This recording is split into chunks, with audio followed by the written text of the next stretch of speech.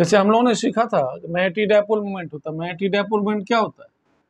जैसे मान लो this is the magnet, this is north pole and this is south pole. दोनों के बीच के लेंथ को हम 2L से रिप्रेजेंट करते हैं। तो यहाँ पे देखो ये होता है पोल स्ट्रेंथ। साउथ पोल के लिए south pole strength, north pole के लिए north pole strength. M small m से रिप्रेजेंट करते हैं या क्यू के नीचे स्मॉल एम लिखते हैं। दो में से कुछ भी हम लिख सकते हैं, हम सिर्फ स्मॉल एम से अभी लिख रहे हैं। हमने डायपोल मोमेंट पढ़ा था, m capital m is the magnetic dipole moment. Magnetic dipole moment ये हमने क्या स्टडी किया था? Magnetic dipole moment is the product of either pole strength into distance between them, small m into 2L। ये हो गया मैग्नेटिक डायपोल मोमेंट। m क्या है? Pole strength. इसका यूनिट क्या होता है? Ampere metre. और लेंथ का क्या हुआ? मीटर। तो इसका यूनिट हमने सीखा था एम्पियर मीटर स्क्वायर। हमने इसकी डायरेक्शन सीखी थी south to north, since magnetic dipole moment is vector quantity. तो इसकी डायरेक्शन कहाँ से कहाँ थी? South to north. अब देखो एक चीज ध्यान रखना, यूनिफॉर्म मैग्नेटिक फील्ड यदि पैरेलल टू द प्लेन हो तो उसको हम कैसे दिखाते हैं? इसको पेपर में हम ऐसे दिखाते हैं, equi distance, parallel lines equi distance. ये यूनिफॉर्म मैग्नेटिक फील्ड को दिखाना हुआ। यूनिफॉर्म मैग्नेटिक फील्ड को दिखाते हैं इससे, जो कि प्लेन ऑफ पेपर पे पैरेलल होता है। यदि मैग्नेटिक फील्ड नॉर्मली इनवर्ड है तो इक्वी डिस्टेंस क्रॉस से दिखाते हैं। ये होता है नॉर्मली इनवर्ड या वर्टिकली इनवर्ड, इक्वी डिस्टेंस दिखाते हैं। यदि आउटवर्ड होता है तो कैसे दिखाते हैं? डॉट से दिखाते हैं, इक्वी डिस्टेंस करके। ठीक है, इसमें यदि डॉट से मैं ऐसे भी लिख दूं कहीं पे तो इसका मतलब होता है वर्टिकली आउटवर्ड। ये हुआ normally inward magnetic field, normally inward. ये होता है नोटेशन नॉर्मली आउटवर्ड, यानी वर्टिकली आउटवर्ड, ऐसे दिखाते हैं। यूनिफॉर्म मैग्नेटिक फील्ड तीनों है। यदि नॉन यूनिफॉर्म होता है तो जैसे मान लो हमने ऐसे दिखा दिया, ऐसे दिखा दिया, ऐसे दिखा दिया, ये नॉन यूनिफॉर्म हो गया। क्योंकि देखो फील्ड लाइंस के बीच का डिस्टेंस चेंज कर दिया हमने, ये नॉन यूनिफॉर्म होता है। कहीं पे यदि पैरेलल लाइन नहीं हो तो इसका मतलब क्या होता है? नॉन यूनिफॉर्म होता है। पैरेलल है तो यूनिफॉर्म मैग्नेटिक फील्ड है। अब देखो हमें करना क्या है, अब जो डायपोल के कारण, जैसे बार मैग्नेट था, बार मैग्नेट क्या था अभी हमने दिखाया था, तो बार मैग्नेट के कारण मैग्नेटिक फील्ड निकालना है ऑन द एक्सिस। और ये देखो जैसे दिस इज मैग्नेट, तो हमने क्या सीखा था? This is north pole, this is south pole. तो ये मिलाने वाली लाइंस जो होती, दिस इज मैग्नेटिक एक्सिस, इसको कहते हैं मैग्नेटिक एक्सिस। ठीक है, अब हमें निकालना है magnetic field at any point on axial line due to bar magnet। magnetic field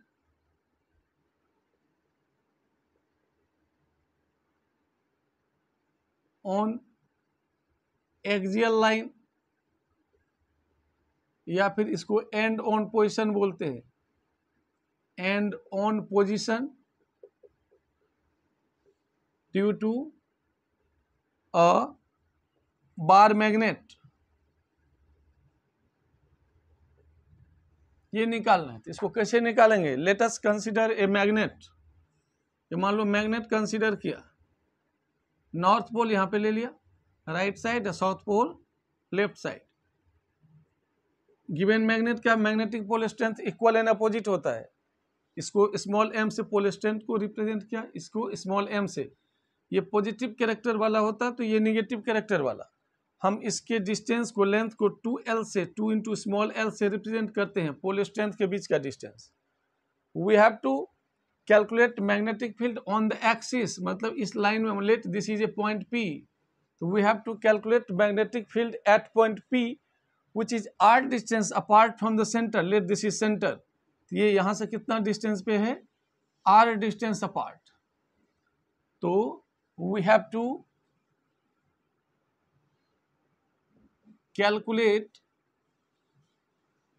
magnetic field induction, भी शॉर्ट में लिख देता हूं, at P due to a bar magnet,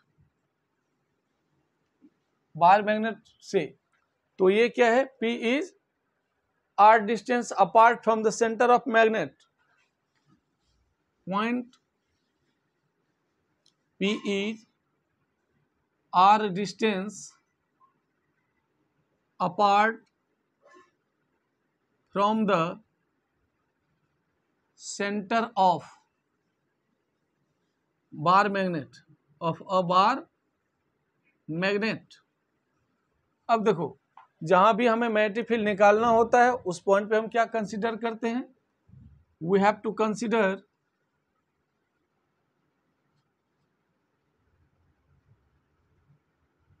unit north pole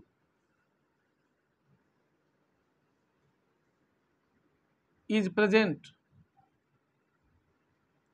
at point P.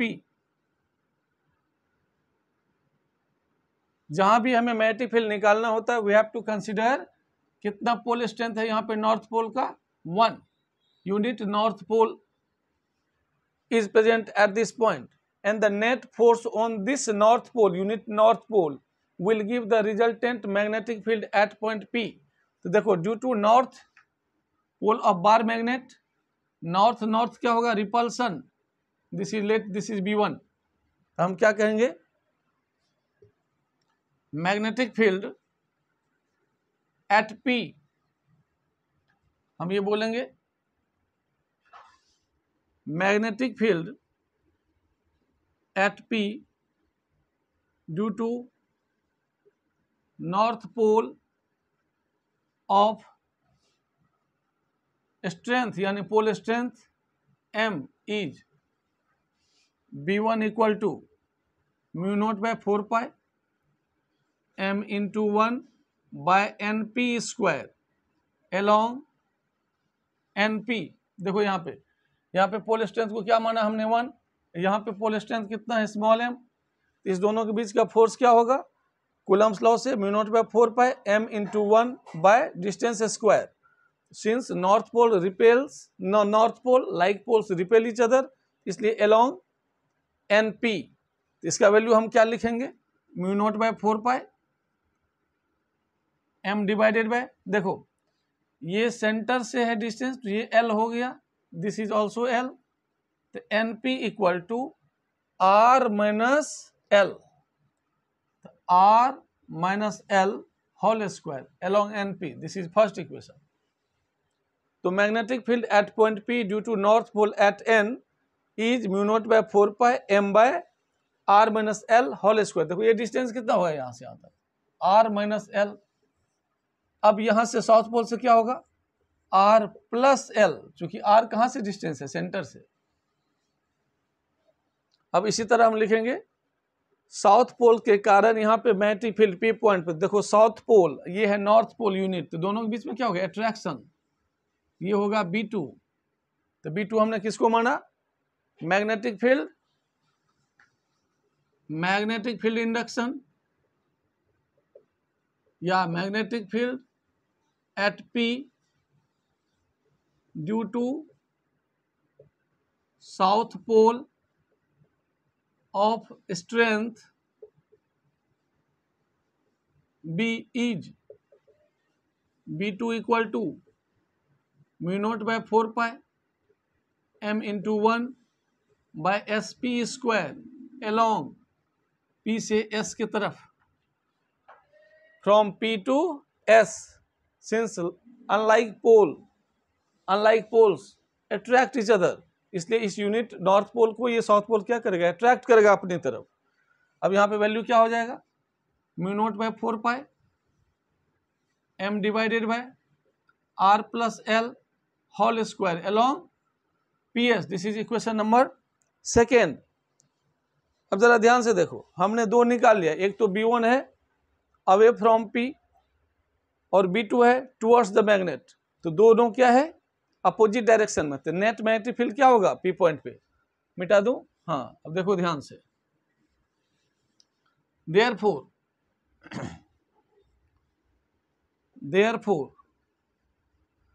net magnetic field equal to B1 minus B2 along NP produced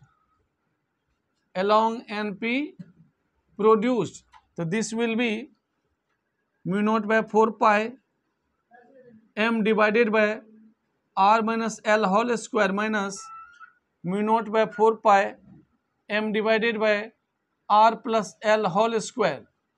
this will be mu not by 4 pi m common ले लो तो 1 divided by r minus l whole square minus 1 divided by r plus l whole square. यहाँ तक note कर लो. अब calculation करता हूं मैं. इसको जब कैलकुलेशन करोगे तो ये क्या आएगा देखो.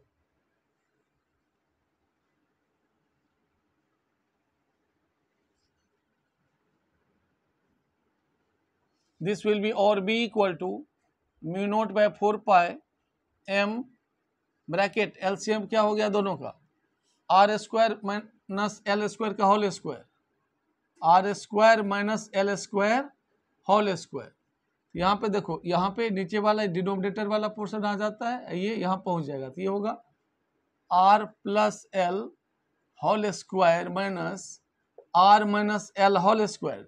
This will be mu not by 4 pi m r square plus l square plus 2rl minus r square minus L square plus 2rl divided by are square minus L square whole square.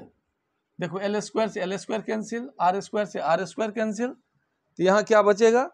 यहाँ बचेगा b equal to mu not by 4 pi m. ये देखो तो b equal to mu not by 4 pi m 2 times 2rl 2 times 2rl divided by are square minus L square whole square. अब देखो m multiplied by 2l क्या होता है magnetic dipole moment.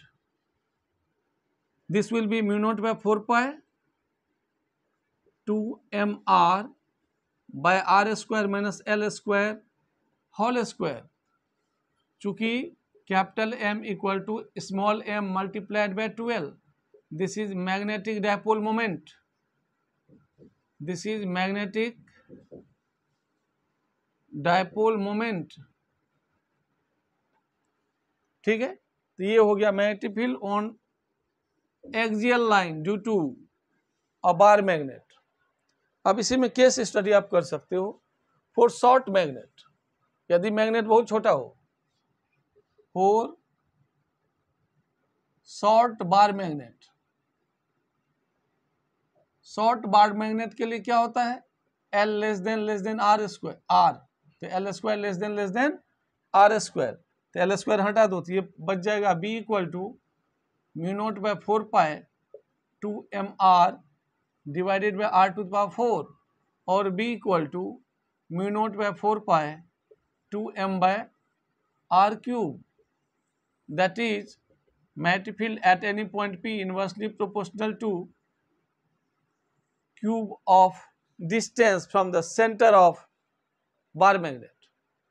यहां तक क्लियर है. अब आ जाओ हम करते हैं मैग्नेटिक फील्ड इंडक्शन निकालते हैं on equatorial line due to bar magnet. Equatorial line पे हम कैसे निकालेंगे ध्यान से देखना. मैग्नेटिक फील्ड इंडक्शन या मैग्नेटिक फील्ड या magnetic flux density. Magnetic field at any point on equatorial line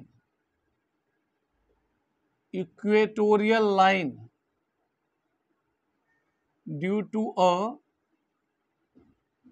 bar magnet. यहां पे देखो इक्वेटोरियल लाइन में हम कैसे निकालते हैं.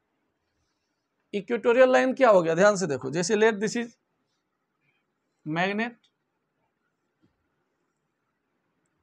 having north pole is here and south pole is here. 2l is the distance between the pole. Magnetic pole, pole strength small m, s pole strength small m. Let O is the center. So we have to calculate magnetic field at any point P which is normal to the magnet and r distance apart from the center. This is equatorial line. Equatorial line क्या होता है? जैसे magnet है तो magnet के axis पे axial line होता है, इसके परपेंडिकुलर जो लाइन होती है मिड पॉइंट से उसको कहते हैं equatorial line.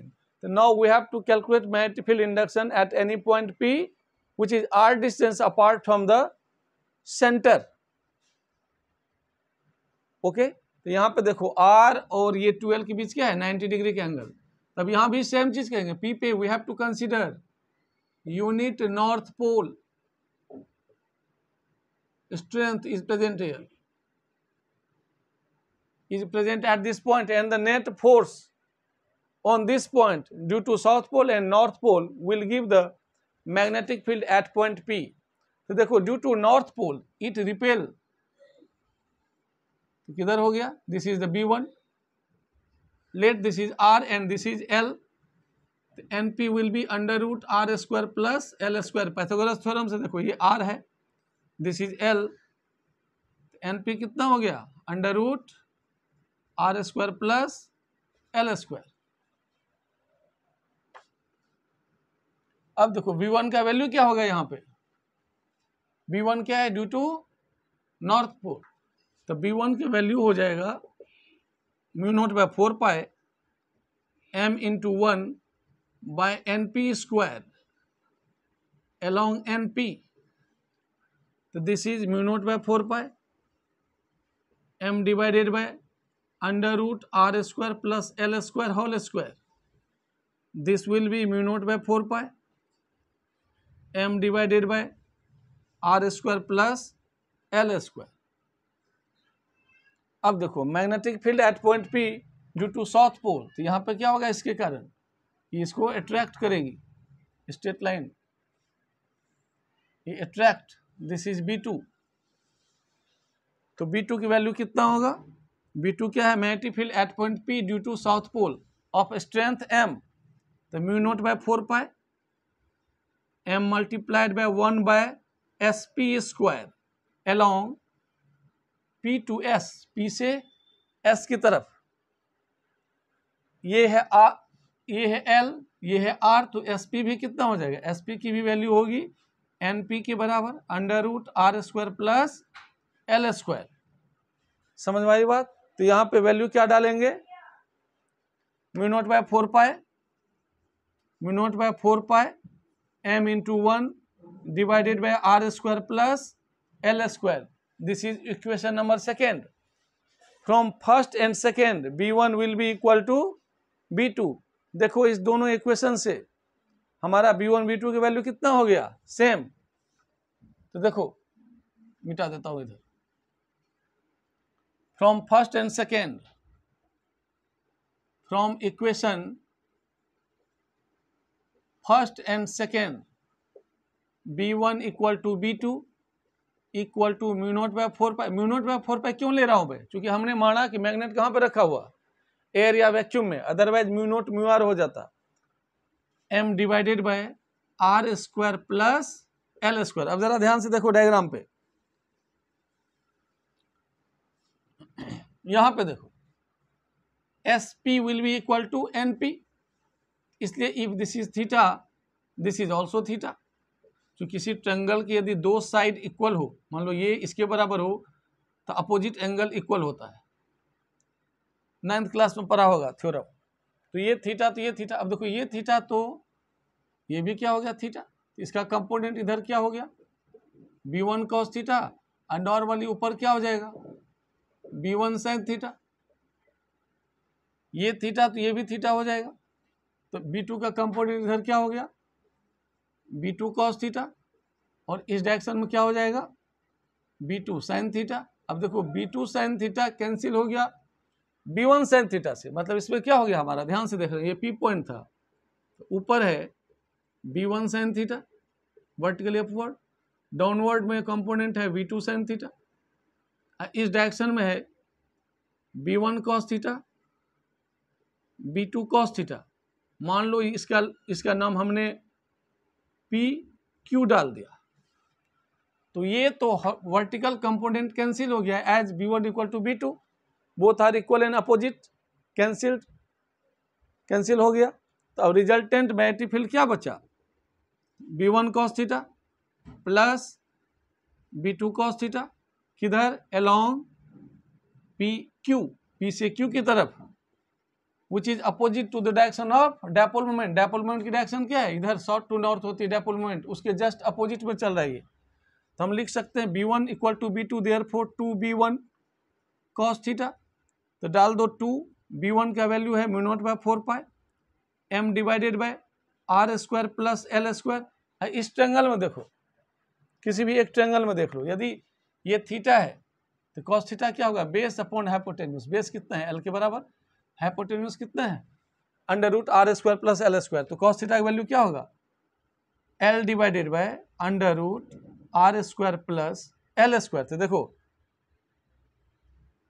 2l multiplied by m क्या हो गया, मैग्नेटिक डायपोल मोमेंट।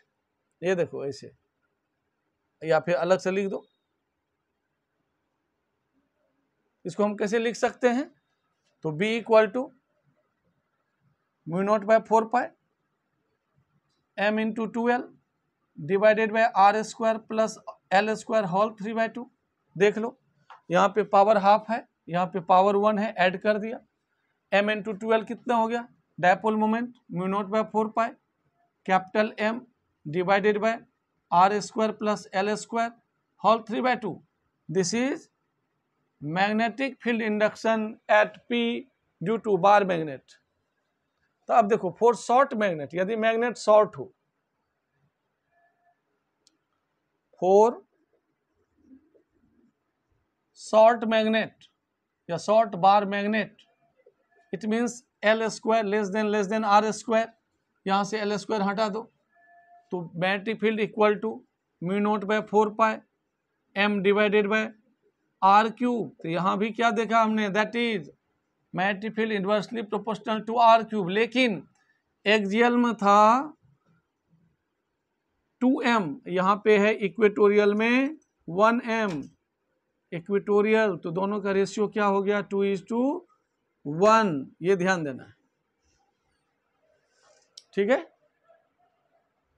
देखो नेक्स्ट हेडिंग हमें करना है, torque on a magnetic dipole in a magnetic field. अब जरा ध्यान से देखना, टॉर्क के लिए क्या करना होता है। यदि मान लो मैंने कहा this is the uniform magnetic field, ये यूनिफॉर्म मैग्नेटिक फील्ड है B, यदि मैं इसमें मैग्नेट को ऐसे रख दूं, नॉर्थ पोल और साउथ पोल, क्या क्या मैग्नेटिक एक्सिस को क्या किया, along the direction of field रखा। तो देखो फोर्स होता है pole strength multiplied by magnetic field, इसके बराबर। तो यहाँ पे एक फोर्स, तो यहाँ मैग्नेटिक पोल स्ट्रेंथ एक यहाँ पे है, एक यहाँ पे है। यदि नॉर्थ पोल है तो ये साउथ, नॉर्थ पोल पे किधर फोर्स लगेगा, इस डायरेक्शन में कितना, mb। इसमें किधर फोर्स लगेगा, अपोजिट डायरेक्शन में कितना, mb।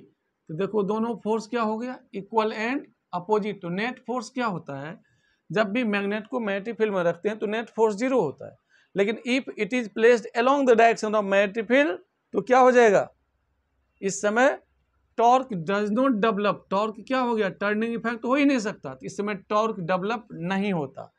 टॉर्क डेवलप करने के लिए we have to place magnet in this manner.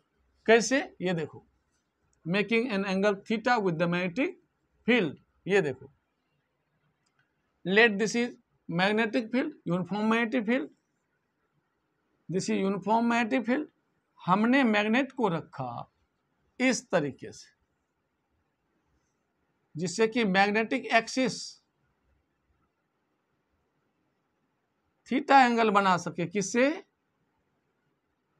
Magnetic field से। This is magnetic field, angle कितना है, theta. When bar magnet is placed in magnetic field making an angle theta, torque is experienced by the bar magnet. Torque is experienced by the bar magnet. Why, तो देखो, as pole strength m is placed at north pole, force will be mb.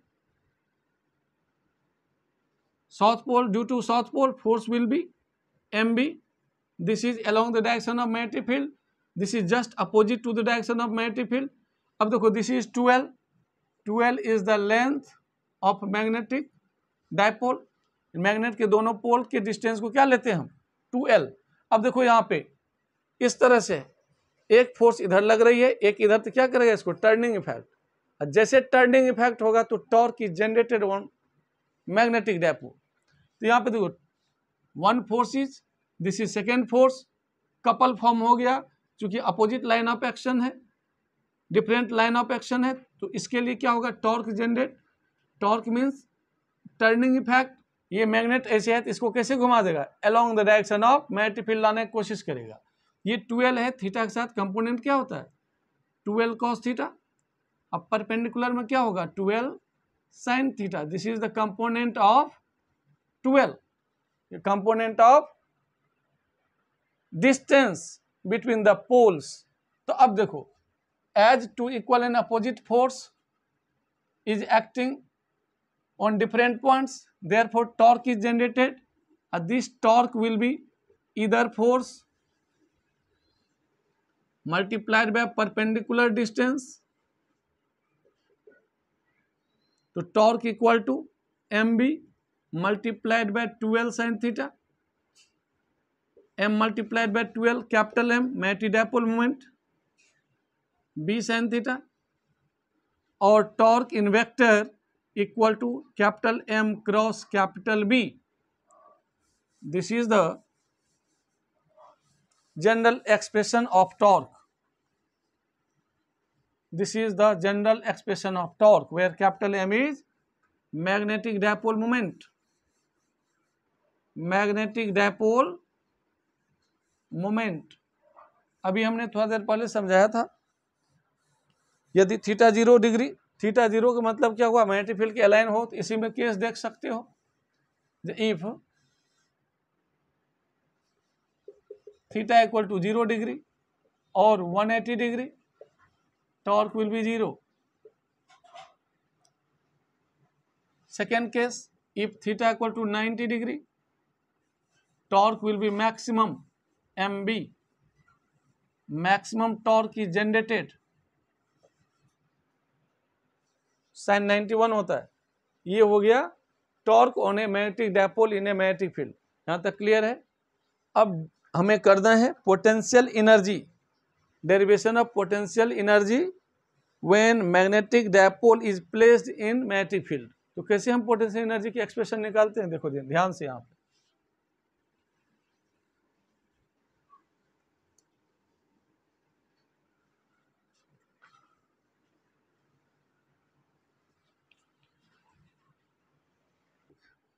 Field ध्यान से समझने की कोशिश करना। हमने अभी स्टडी किया था, जब भी हम यूनिफॉर्म मैग्नेटिक फील्ड में मैग्नेट को रखते हैं सम एंगल अपार्ट, जैसे मान लो मैंने थीटा एंगल पे रख दिया with magnetic field, south pole north pole, इसमें क्या हो गया टर्निंग इफेक्ट। ये कहाँ टर्न होने की कोशिश कर रहा है, along the direction of field. यदि हम इसको अपोजिट डायरेक्शन में घुमाना चाहें तो we have to do some work which is stored in the form of potential energy in magnet. क्योंकि देखो यहाँ पर तो टॉर्क जनरेट हो रहा है, एक फोर्स इधर था MB, एक फोर्स इधर था MB, तो ये तो रोटेट करके इसको किधर लाएगा, along the direction of field. लेकिन if we want to rotate this magnet just opposite manner, इधर just opposite to the direction of torque, just उल्टा डायरेक्शन में, इसमें क्या होगा, we have to do some work. ठीक है, this is stored in the form of magnetic potential energy in this bar magnet. Okay, तो हमने क्या किया, हमने देखा टॉर्क कितना जनरेट था MB sin theta. We want to rotate dipole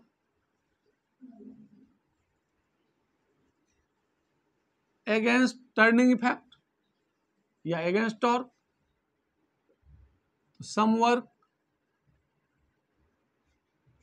is to be done which is stored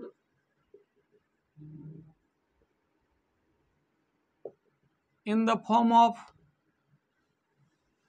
magnetic potential energy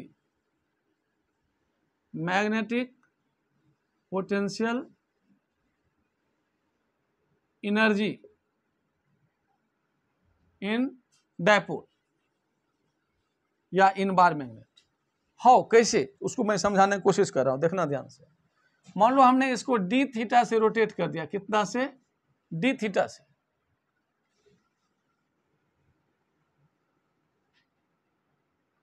suppose we rotate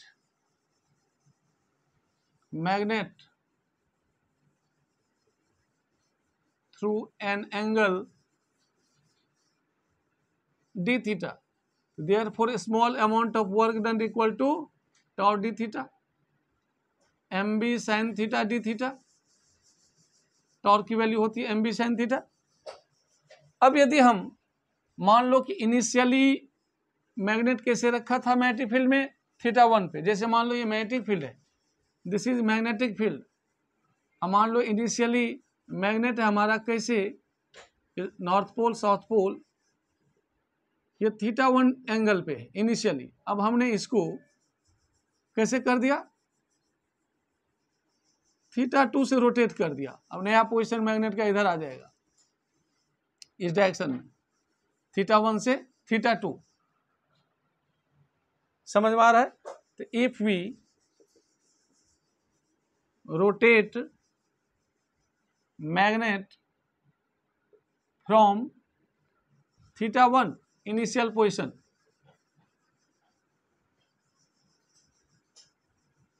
to theta 2 against torque या against magnetic field, तो then net work done mb sin theta d theta, torque से better है, यहां पे लिखो against magnetic field. तो mb sin theta d theta कहां से कहां, थीटा 1 टू थीटा 2।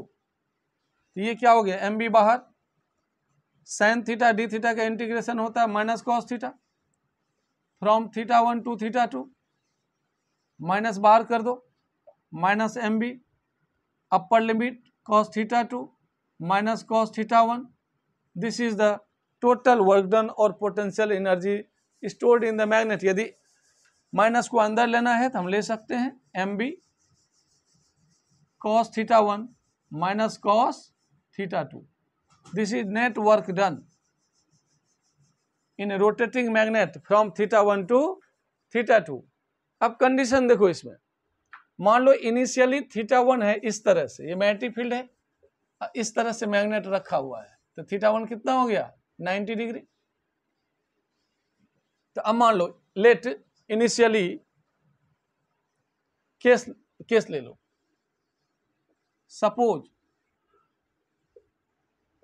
इनिशियली या theta 1 equal to 90 degree and theta 2 equal to theta, मतलब थीटा किसी भी साइड, लेफ्ट राइट जो भी हो, तो हम क्या करेंगे, तो वर्क डन कितना हो जाएगा, mb cos 90 minus cos theta, तो कितना हो गया, mb cos 90 होता है 0 माइनस cos थीटा, तो this will be minus mb cos theta, और this is minus m capital M dot product of capital B।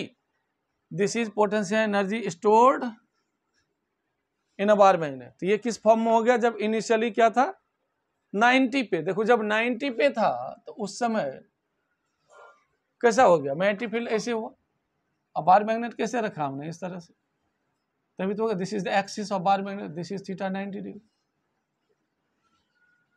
ठीक है, तो अब देखो ये आ गया कंडीशन। अब इसमें केस स्टडी हम कर सकते हैं, माइनस mb cos थीटा। तो अब इसमें देखो केस स्टडी क्या है, यदि हम कहें इफ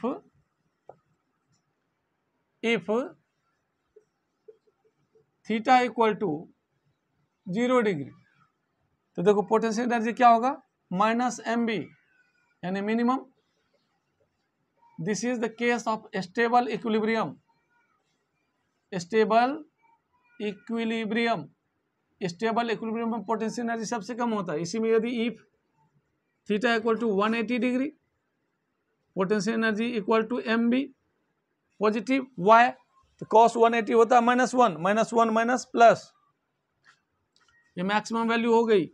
मैक्सिमम में इसको कहते हैं अनस्टेबल इक्विलिब्रियम, अनस्टेबल इक्विलिब्रियम। अब देखो third case, if theta equal to 90 degree तो पोटेंशियल एनर्जी विल बी 0। ये तीनों केस ध्यान में रखना है, ठीक है।